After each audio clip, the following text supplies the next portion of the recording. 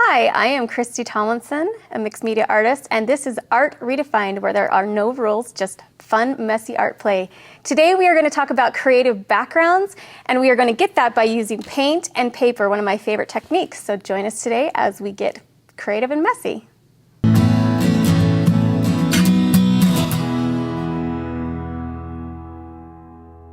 So today we are doing one of my favorite techniques ever. I mean, it's something that you have to do in order to create a canvas. And we are going to do just fun backgrounds out of paper and paint. And there's a lot of different ways you can do backgrounds on canvas, but this is my favorite because you can use a ton of color and there's just so much to do. So the first thing that you want to do, and let me show you another one too really quick. This is just another fun one. But you obviously want to start with a canvas. And the canvases I like to use are a deep edge canvas. The reason why I like them is just because they have a really thick edge. So they're funner when you hang them on the wall. They just stick out. If you aren't going to just hang this on the wall and you want to frame it, then of course you're going to want to use a smaller canvas. But we're going to use these for today. There are a lot of things that you can cover canvases with. Like I said, the basics would just be paper. And my favorite thing to use is the 6x6 paper pads, and a lot of companies make these. Scrapbooking companies make these, paper crafting companies make these, but I love these because the prints are actually tiny, they're small, which work and read well onto canvases. If you're going to use a big canvas, then you would want to use full-size paper. But there are other things besides pattern paper that you can use. I love using wrapping paper, from any type of wrapping paper. The shiny stuff works a little bit, is a little bit harder to work with on canvas, but anything will work. Ephemera is really fun to use too. And ephemera is pretty much, I mean, people have different ideas of what they think it is. For me, it's anything that you collect or that you keep. It can be old receipts, it can be old bingo cards. I love to use old books. They're really fun to use. I get them at like secondhand stores because they're cheap. These are just some fun old ticket stubs that are really fun. So there's a lot of different ephemera out there that you can use. Another really great thing that I love to use is tissue paper. And of course, tissue paper, you can get it in all sizes and shapes for gift wrapping. But another great thing to use is old patterns, because actually these patterns are made out of tissue paper. And I'll show you in a little while what that looks like onto canvas. Another thing that you might want to think about using is old ledger paper. That works really well too. I like music paper. And then one of my last things that I like to use is old wallpaper. And you can use new or old wallpaper. A lot of times if you go into a wallpaper store, they will be getting rid of their books because they're bringing in new inventory. So ask them for them. They'll sell them to you for cheap, or sometimes they'll just give them to you for free. So we are going to start by creating a canvas. We're going to work with an 8x8 canvas today. And we are just going to start, and I really don't generally have a lot of rules when it comes to putting paper onto a canvas. You can just go, like for instance, this is just pattern paper. This is the tissue paper I talked about, and I've just layered over and over in sections of it. And you can kind of see the different depths of it because some of it's darker and some of it's lighter. You can also, this is the ephemera. It's just a bunch of different fun cards and tags and all sorts of stuff on there, and they're just randomly placed on there. And then you've also got, you can do like shapes. I like to cut out shapes and do random shapes, fun things like that. And then just pattern paper, just straight pattern paper. This is cut into squares, and then I pieced it on there like a quilt. But a lot of times when I create, I just rip it and put it on there. So that's what we're going to do today. So I'm just going to take some of my pattern paper from this paper sheet. And like I said, doesn't really matter which ones. And I think I'm also going to do a little bit of tissue paper because it's a lot of fun too. So what I do with the tissue paper is just rip. Let me move some of the stuff out of the way.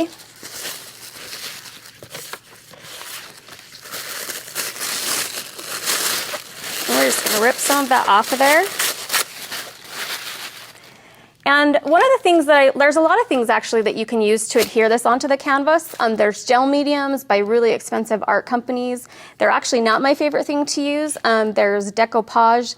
There's also Mod Podge. My favorite thing to use is Decoupage because it is really thin and it doesn't leave a film on top. And so I just pour mine into a fun little canister like this. I like a wide canister because it's easier to get into.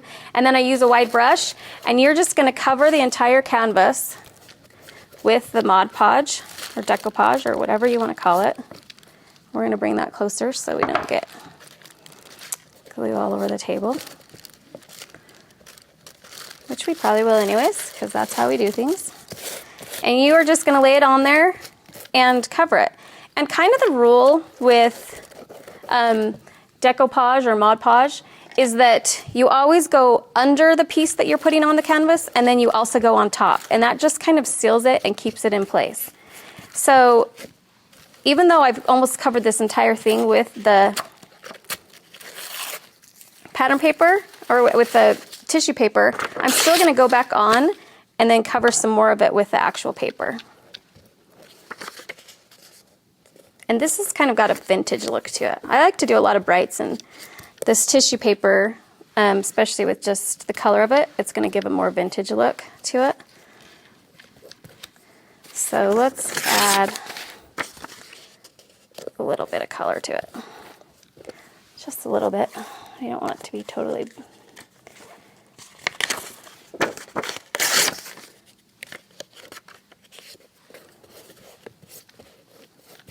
Okay, so once we get that on there, then we want to just dry it a little bit. And once it's dry, we're going to come back and we're going to add a little bit of paint to it to give it a little more dimension. So I'm going to dry it for just a little bit.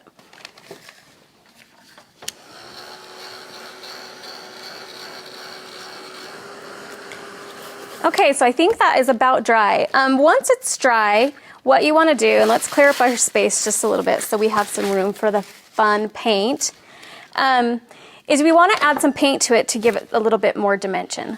And there is a big difference between paints out there, and I wanted to talk to you a little bit about what those paints are. First, you've just got your basic craft paint that you can get at any craft store, and it's the cheap stuff. I love it. It works great. So it's one of my favorite tools. It's one of my go-to tools.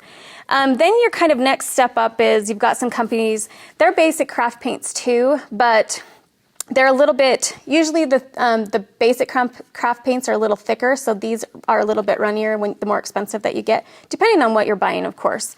Another is heavy body acrylics, which these are all acrylic paints, but this is like a heavy body acrylic, and I'll show you when I open it what I mean, but you can just see the consistency of it. Like I can dip it like that and it's not going to come out. That means that it's heavy body and it's going to go on super thick, and I can create really cool like things with it and dips and valleys with it, but it also takes longer to dry.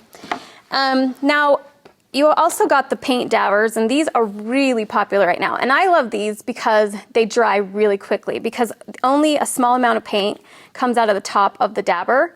And when you're applying it, it dries really fast. So I actually use these quite a bit. The only problem is they clog up, they dry out, but you can buy replacements for these.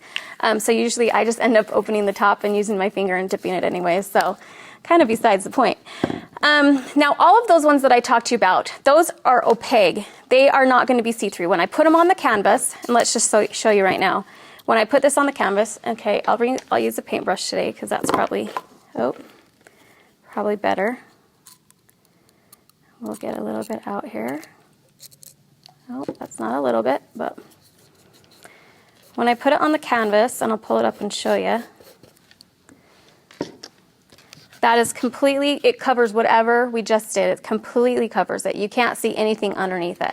So that is an opaque paint. Now, some of these other paints that I'm going to talk to you about, they are transparent, which means that whatever you put them on top of, you're still going to see the image underneath. And Claudine Helmuth makes a really great transparent paint, and all of her paints are transparent, and that's what I love about them. Also, you've got your Liquitex and your Golden that have transparent paints. And then you also have your inks, and inks actually are a paint even though they're in ink form, and it's in just this little teeny dabber, and you just kind of squirt it on like this, and then you use your finger or a paintbrush. I like to use my finger. But you can see how it's completely transparent. I can still see the design underneath, so that's the fun thing about it. Another way to get color onto your canvas is using pens. And these are some of my favorite pens to use. They are Faber-Castell pens. They are an Indian ink. So they're a pigment ink. They actually are waterproof once they're dry, but while they're still wet, you can stick them on your canvas and you can move them around with your finger, but once they're dry, then they're permanent. So then I can layer other things on top of it and it's not gonna come off. This is one of the things that I like to use for shading. Like for instance, in this piece here, you can see all of the different lines that I've outlined in this canvas. I went in and I shaded basically, like for each color, I went in and shaded around that piece of pattern paper, and it just gave that pattern paper more dimension. And so that's what I love these for, especially if I'm doing any kinds of shapes like that. For this, we just want to add paint to it. So I'm going to show you a couple of ways to add paint as well, besides using your finger and a paintbrush. You can also use, your canvas always is going to come usually with packaging on it. And the packaging is just going to have some kind of cardboard that's kind of hard, and you can use a credit card, you can use whatever you want. But if I want to get like an all over color on here, and let me grab, let's go with a color. And I just like to put it directly onto the canvas. And then once it's on the canvas, I just take it and I'm going to scrape it right across the canvas, just like this. And that just gives me a really cool coverage. And if I feel like I've got too much on there, I can go back in with tissue paper, and I'm going to grab just some of this tissue paper here. But you can remove it with a little bit of the tissue paper, and it works great. And obviously you can see that paint was an opaque paint, so it is starting to cover up some of that canvas that we used, and that's okay. I mean, we've got a really great base to start a project. Another thing that you can use this is just like a spatula that you can get at the hardware store. I'm pretty sure it's for paint and putty for doing like walls, and my husband would probably correct me and say that I'm wrong, but that's what I think it's used for. Then you've also got a squeegee, and same thing, you're just going to take it and bring it across the canvas this way. There are so many things you can use. I mean, anything that you have at your disposal you can use. Another really great thing to use are Breyers. They also kind of disperse the paint this way, but a little like less evenly. It's just really random, and so I like using them that way. And in fact, we will put some on here so you can see. I always have to grab a paint, but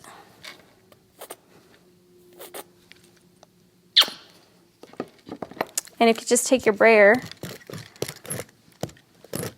and normally you would probably put the paint on a paper plate first, but I usually am not very picky about anything that I do, so however it ends up, it ends up. But see how as I'm spreading this onto the canvas, I'm getting a really random design, which is different than when I used the card. So when you get through this process and you're done, there's actually a lot more layers to the canvases. And in segment 2 of creating background canvases, I'm going to show you how to add texture and to get a lot more depth and dimension to your canvases. And I wanted to show you, so you're probably wondering, okay, so I have this canvas, what am I going to do with it when it's finished? Well, you could obviously take a canvas like this, and we could even call this good, not add any texture to it, and then you could add just something, really cute, like a fun little heart onto the front of it. But then you can go even further, and these are some of my finished ones. You can paint dresses on them. There's house scenes. I really like to also do girls. They're one of my favorite things that I like to do. This is one that I've done. This is another that I've finished. And you can see I used pattern paper on the back of this, and then I covered it. And because you can still see the pattern paper, that means that I used some of this transparent paint over it so you could still see it. And then, of course, I've added some texture and stuff on it, which we're going to learn about in another segment. And then this is just another one. I mean, this is just wire, a simple cutout that I printed off the internet. So there's a lot of things that you can do with the canvases. There's a lot of fun. There is just, canvases are one of my favorite forms of creative play. I mean, art journals, there's so many different creative forms, but this is probably definitely my favorite. So thank you for joining me today. This has been a fun segment. Like I said, one of my favorites. So get some, start gathering your supplies, gather pattern paper, ephemera, old receipts, vintage postcards, anything that you want to put on canvas, you can. Grab your Mod Podge, your paint, and start creating something messy. I can't wait to see what you do. Thanks for joining me, and we'll see you next time on Art Redefined.